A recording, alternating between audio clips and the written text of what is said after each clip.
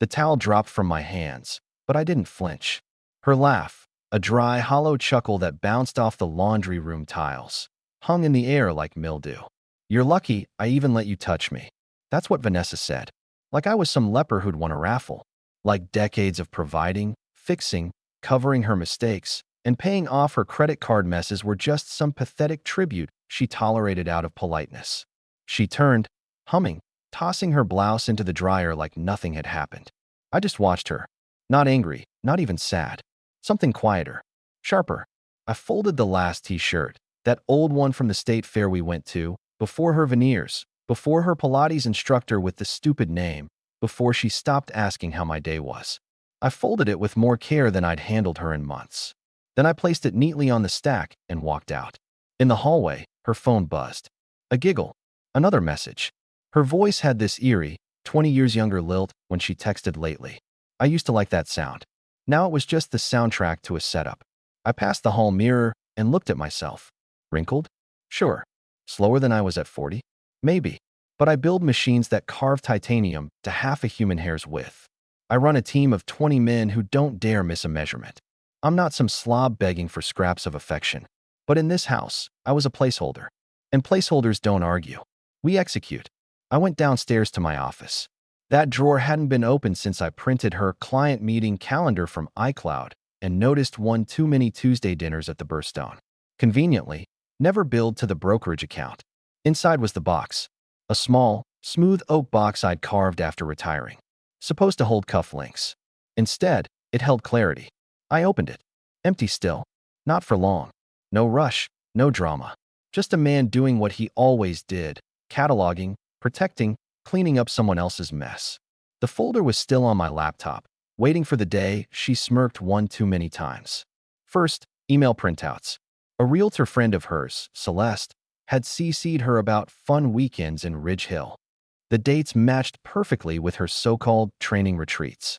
One even included a rental car receipt with a second driver, wasn't me. Then the texts. She thought the family iPad in the guest room was just for Netflix. She never noticed the backup sync was still on. One thread stood out.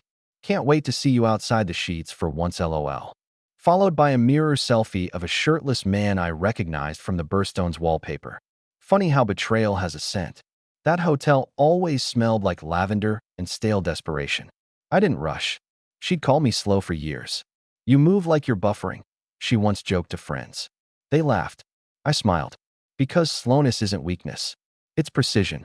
That night, she came downstairs in that smug little robe she wore when she wanted to play affectionate wife. "You didn't say goodnight," she said. "I figured you were tired of touching me." I replied, smiling. Her eyes narrowed. "You're being dramatic. Men like me don't need second chances," I said softly. "We need evidence." She laughed it off. I let her. Upstairs, the house went quiet at 11:17 p.m. Vanessa dozed off, tablet slipping from her chest, her dream probably starring herself as the prize she imagined she still was. I stayed in the office with the oak box and my desk lamp, organizing every receipt, message, and timestamp. The game had started. She just didn't know she'd already lost.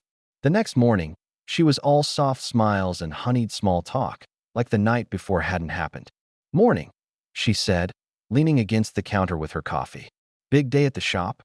"Something like that," I said, sliding my travel mug under the Keurig. I didn't tell her I was meeting with a man who knew more about her training retreats than she did. Enter Doug, mid-40s, runs IT security for half the firms in the county. I'd done him a favor years back, machining some custom parts for his vintage motorcycle. He owed me one. And today, I was cashing in. We met in a little diner where the coffee tasted like burnt ambition and the waitress called everyone Han. Doug didn't bother with pleasantries. He slid a thumb drive across the table like it was contraband. "That's every text and email your wife sent through her work phone in the last year," he said. "She uses their Wi-Fi for personal stuff." Rookie move. I glanced at the metal stick. "How bad?" Doug sipped his coffee. "On a scale of 1 to hire a lawyer, you're at call Netflix." Back home, I plugged it in. Within minutes, my monitor filled with a year's worth of her life, one she never thought I'd see. Dinner reservations for 2 at the Burstone under a fake name. Photos of her in dresses I'd never seen, taken in hotel rooms I'd never stayed in. A running thread with her lover that was part romance novel, part shopping list. The best one? Vanessa. He's nice but dull. A placeholder. My life started late. A placeholder. That word again. That afternoon, I sat at the kitchen island while she chopped vegetables for dinner, humming like a woman without a care in the world. Doug's wife wants us over next weekend, I said casually. She froze for just half a second before resuming. Oh, that's nice. Yeah, I said. He says he's got something to show us. Her shoulders tensed, but she didn't ask. That told me more than anything else could. She was already running through what Doug might know. That night, while she was catching up on paperwork, upstairs, I emailed a copy of the juiciest exchanges to an account she didn't know I had. I wasn't just saving them. I was staging them. Because if you want someone to walk into a trap, you don't drag them. You make them think it's a door they open themselves. And by the time Vanessa reached for the handle, I'd already picked the lock, disarmed the alarm, and poured myself a drink on the other side, BY Thursday. I could tell she felt it, that creeping suspicion that someone, somewhere, was watching. She'd started guarding her phone like it was a newborn, kept it face down, turned the ringer off. Even took it into the bathroom with her, which I found almost comical, considering I already had a full copy of its contents. That evening, she floated into the living room with that exaggerated nonchalance she uses when she's fishing. So, what's Doug's wife like again? She asked, pretending to scroll through Zillow listings. Friendly, I said, eyes still on the TV. Good cook. Doug says she makes a pot roast that'll change your life. MMM. She nodded, but her tone was tight. And what does Doug do again? IT security, I replied. The kind of guy who can find a needle in a haystack and then tell you where the hay came from. Her smile faltered. She tried to cover it with a sip of wine, but I caught the twitch in her jaw. The next morning, she announced she had to go into the office early for a strategy meeting. I watched from the upstairs window as she backed out of the driveway in her beige Range Rover. 10 minutes later, my phone buzzed. Doug, with a grainy still from a hotel security feed. Vanessa, same dress she'd worn to girls' night last month. Same man waiting by the elevators. I texted back, perfect. Send me the timestamp. At lunch, I stopped by my lawyer's office. Marcus is a quiet man, the type who wears gray suits and speaks in sentences that sound like chess moves. He skimmed through the folder I slid across his desk, emails, receipts, the hotel footage, and leaned back. She's going to fight this, he said. But with this, she won't win. I don't just want to win, I told him. I want her to know she never had a chance. That night, she came home late, smelling faintly of lavender and stale wine. Long meeting? I asked. She tossed her keys on the counter. You have no idea. Oh, I think I do, I said, smiling just enough for her to wonder why. She didn't ask. Not yet. But the first bead of sweat had rolled. Friday morning, I woke up early, not because I couldn't sleep, but because I wanted to see her leave. There's a lot you can learn about someone from the way they exit a house when they think no one's watching. She came down in black slacks and a silk blouse I'd never seen before. Hairstyled, makeup precise. The kind of effort you put in for someone who doesn't share your mortgage. She grabbed a to-go coffee, glanced at her reflection in the microwave, and smiled to herself. That smile wasn't for me. When the door closed behind her, I waited exactly 60 seconds before calling Doug. She's moving, I said. Got her, he replied. Doug wasn't just tracking her phone through a piece of software he accidentally left running on her work laptop. He was also plugged into a network of bored hotel staff who'd do anything for $100 and the promise of a good story. 2 hours later, my inbox pinged with a set of photos. Vanessa in the Burstone lobby, chatting with her contractor boyfriend, hand on his chest, leaning in close, both smiling like they were the only people in the building. Time stamped, dated, and, my favorite, clear as day.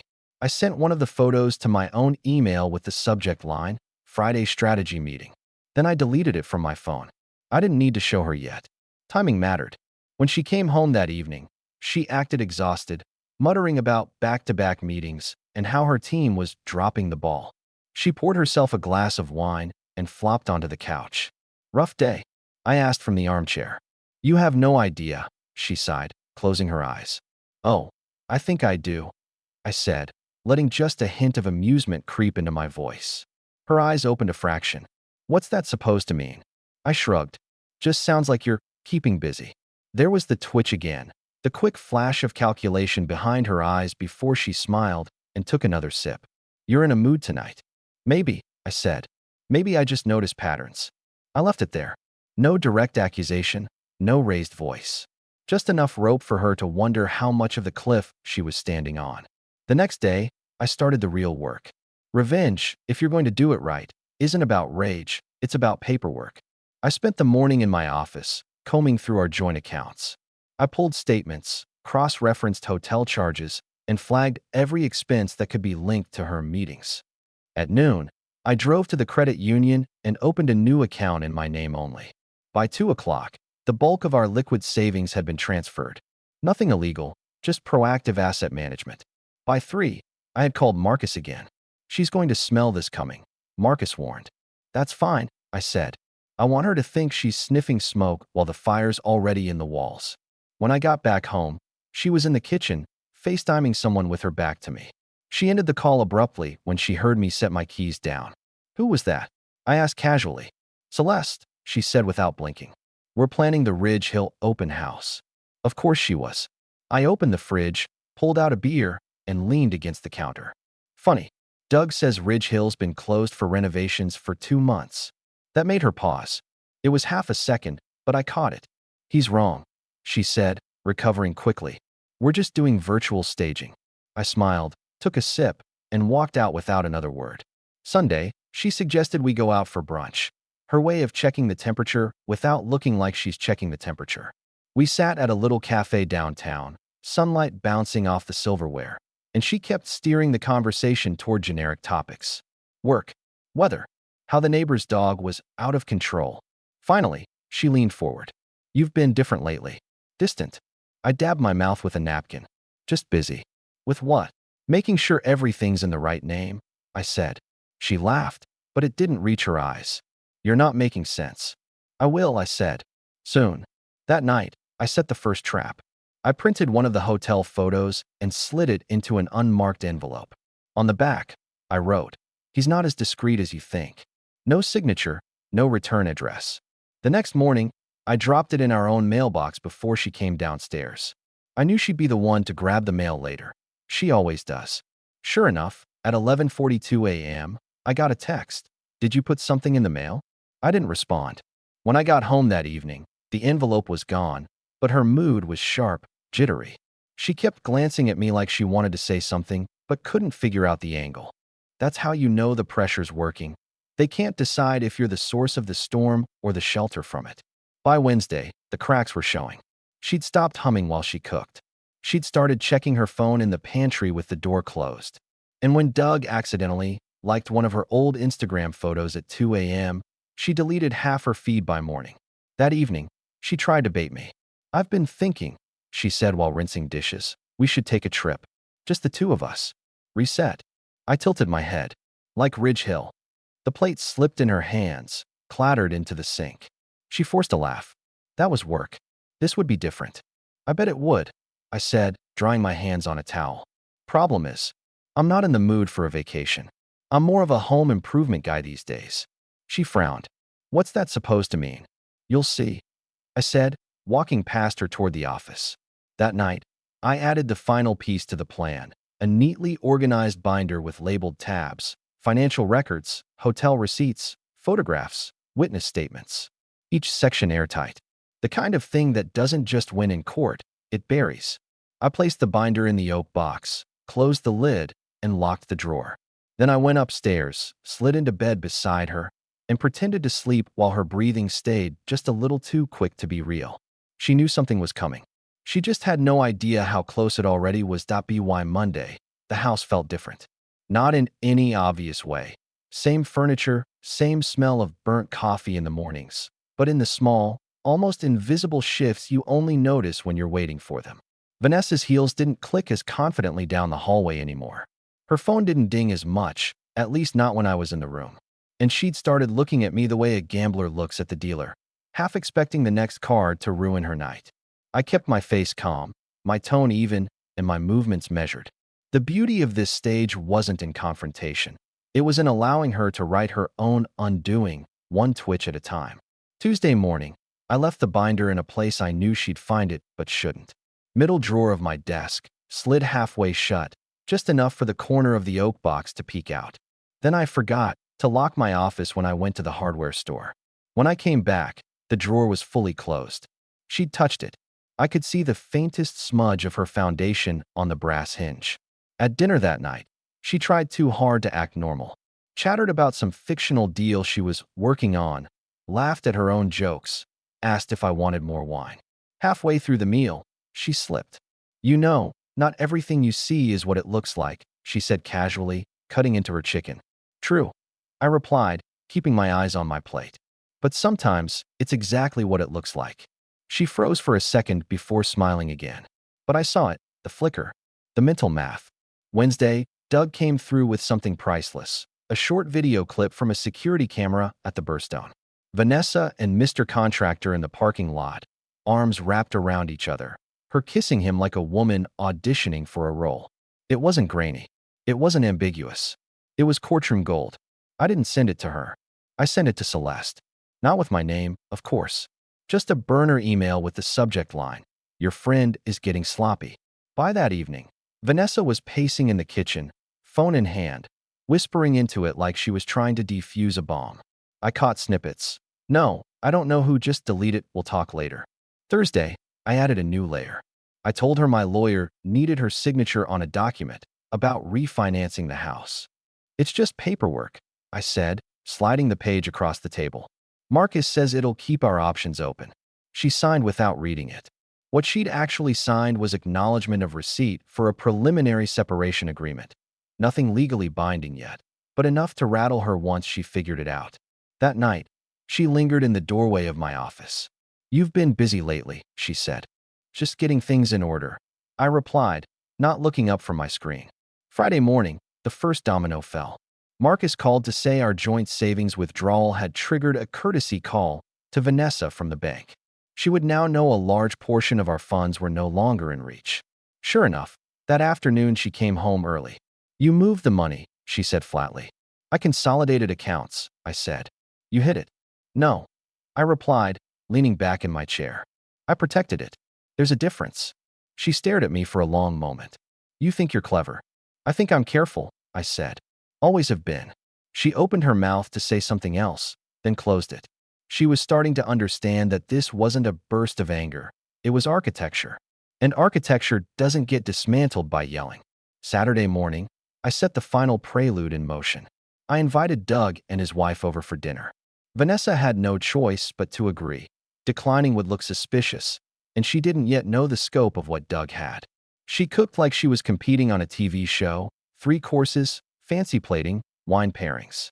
She laughed loudly, touched my arm when she thought it would play well for the guests, and complimented Doug's wife half a dozen times. After dessert, Doug excused himself to take a call and left his phone on the table by accident. A few minutes later, it buzzed with a preview of a photo, Vanessa and Mr. Contractor, outside the Burstone. Clear as daylight. She saw it, froze, then casually set her wine glass down. But her knuckles were white. When Doug came back, he scooped up the phone without a word, smiled politely, and thanked her for dinner. Sunday morning, she tried a new tactic, sweetness. Made me breakfast, brought it to me in bed, kissed my forehead like we were still in year 3 of our marriage. "You know I love you, right?" she said softly. I replied. "No, really.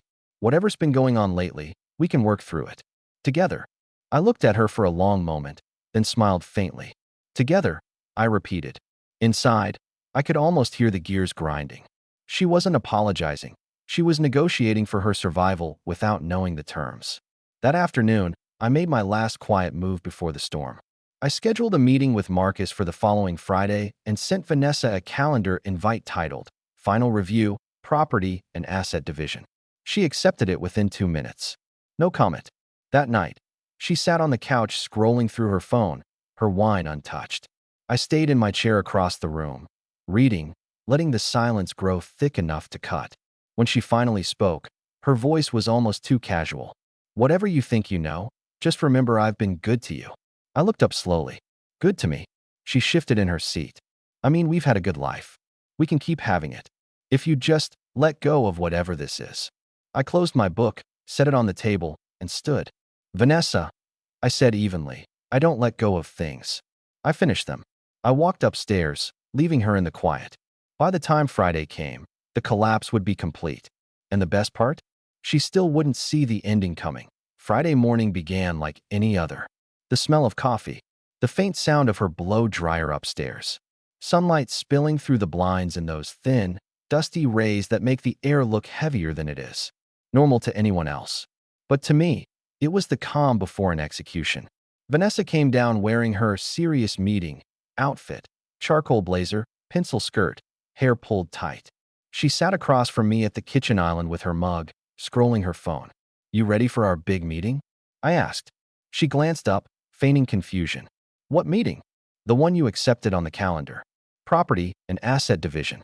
Marcus's office. This afternoon. She forced a laugh that didn't stick. Oh, that. I thought it was a joke. I just smiled. You'll see. By noon, she was driving us to Marcus's office. I could see the tension in the way she gripped the wheel, knuckles pale, her eyes darting from the road to the clock. I didn't speak. I wanted the silence to work on her nerves. When we got there, Marcus greeted us with his usual polite detachment. Please, have a seat. He slid a thick folder across the table toward her. Before we begin, I want to make sure you're aware of the documentation your husband has compiled. She opened the folder, and her face went still. Inside was the binder, the labeled tabs, the photographs, the receipts, each one a nail in a coffin she didn't know she'd been building for months. Her eyes flicked to me. You've been spying on me? No, I said evenly. I've been protecting myself. From you. She laughed. High, sharp, and desperate. This doesn't prove anything. Those could be anybody. Marcus slid a second envelope forward. We anticipated you might say that. Here's the video. She didn't touch it, but her breath caught. I'm not watching this, she said. You don't have to, I replied. The court will. For the next 20 minutes, Marcus walked her through the separation agreement. He explained that the assets had already been moved, the joint accounts restructured, and that the preliminary filings would protect me from any debts she might incur moving forward. Her voice was shaking now, but she was still reaching for control. You think you can just cut me out? After everything I've done for this marriage? I leaned forward. Vanessa, the only thing you've done for this marriage in the last year is give me an airtight exit strategy. Her eyes darted to Marcus. I'm not signing anything today. That's fine, Marcus said. We've already filed the motion to proceed without your consent. This meeting was a courtesy. She didn't speak on the drive home. Not one word. Just stared straight ahead, gripping the wheel like she could crush it. I watched her profile in the fading light, the way her jaw clenched and unclenched. I could almost hear the sound of the chessboard tipping. When we pulled into the driveway, she finally said, You blindsided me. No, I said, unbuckling my seatbelt. I just didn't warn you. Big difference. Inside, she went straight to the bedroom and slammed the door. I let her. I had one more card to play before the day was over. While she stewed upstairs, I sat in my office and opened my laptop. The burner email account was still logged in. Attached was a tidy package. The video clip from the birthstone. Screenshots of the most explicit text exchanges. A timeline of her meetings that matched hotel records. The recipients? 3 people. Her boss. The brokerage's HR department. Her contractor boyfriend's wife. The subject line was simple, professional conduct concerns. I hit send. By dinner, the first fallout hit. Her phone buzzed twice in rapid succession. She came downstairs pale, holding it like it might explode. Did you send something to my office? She demanded. I sent the truth to people who deserve to know it. I said. What they do with it is their choice. Her voice cracked. Do you know what you've done? You've ruined me. I stood, walked to the sink, and rinsed my plate. No, Vanessa. You ruined you. I just put it in writing. Later that night, she tried one last angle. Knocked on my office door, stepped inside like we hadn't just declared war. We don't have to do this, she said softly. We can fix it. I looked up from my desk. Fix what? Your habit of treating me like a placeholder? Or your calendar of meetings that all happen in the same hotel? Her lips pressed into a thin line. You're not as cold as you think you are? One day, you'll regret this. I leaned back in my chair. Maybe, but not today. She turned and walked out, leaving the door open behind her. I closed it gently. Before bed, I took the oak box from the drawer one last time. I opened it, looked at the neatly stacked evidence, and smiled. The game was no longer about proving she'd cheated. That was established. Now, it was about letting her live with the knowledge that every move she made was happening under the shadow of what I already knew. The board was flipped. She just hadn't realized yet that I'd already collected every piece. By Monday morning, Vanessa's professional world had caught fire. She left the house in full damage control mode. Phone glued to her ear, blazer on, hair perfect. I watched her from the kitchen window, pacing the driveway like she was giving orders on a battlefield. Doug texted me an hour later. Her brokerage's HR called an emergency meeting. Boss isn't happy. Good. I didn't need her fired. I needed her credibility to evaporate. In her industry, reputation was oxygen. Take that away, and she'd be gasping. When she got home that night, her voice was too sweet. I just want to know why you're doing this to me. I'm not doing anything to you, I said, setting my coffee down.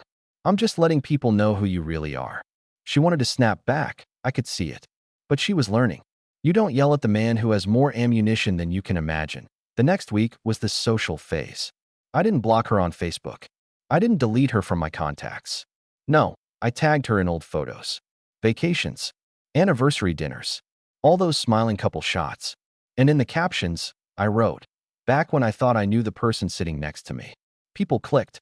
They asked questions. And because Vanessa loved attention almost as much as she hated scrutiny, she couldn't resist replying. Which was perfect. Every defensive comment she made just drew more eyes. Meanwhile, I'd mailed a neat little packet of documents. No cover letter, no explanation, to her parents.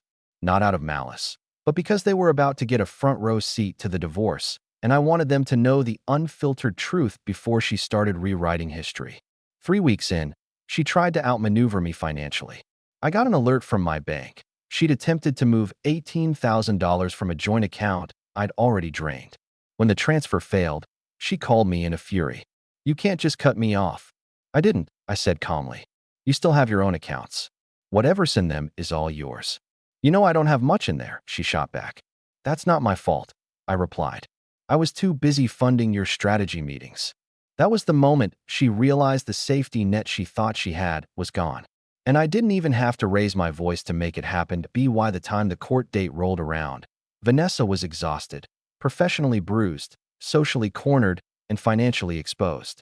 She showed up with a new lawyer, some sharp-looking guy who probably promised her a miracle. He didn't have one. Marcus and I laid everything out in quiet, chronological order. The receipts, the timestamps, the photos, the witness statements. Every time her lawyer tried to object, Marcus simply slid another piece of evidence forward. When the judge finally ruled, it was surgical. I kept the house. I kept the bulk of our joint assets. She walked away with just her car, her clothes, and a polite reminder to be mindful of appearances in future relationships. We walked out into the sunlight, her heels clicking too fast on the courthouse steps. She stopped halfway down and turned. You happy now? She hissed. I smiled. Vanessa, I was never trying to be happy. I was making sure you'd remember me every time you look over your shoulder. And here's the part she'll never figure out, the real ending. A month before the court date, I'd anonymously tipped off her lover's wife. That woman didn't just leave him. She took half his business in the settlement. Last I heard, he'd moved 2 states away, broke and bitter. Vanessa thought losing me was the bottom. She had no idea I'd taken the ladder with me when I climbed out.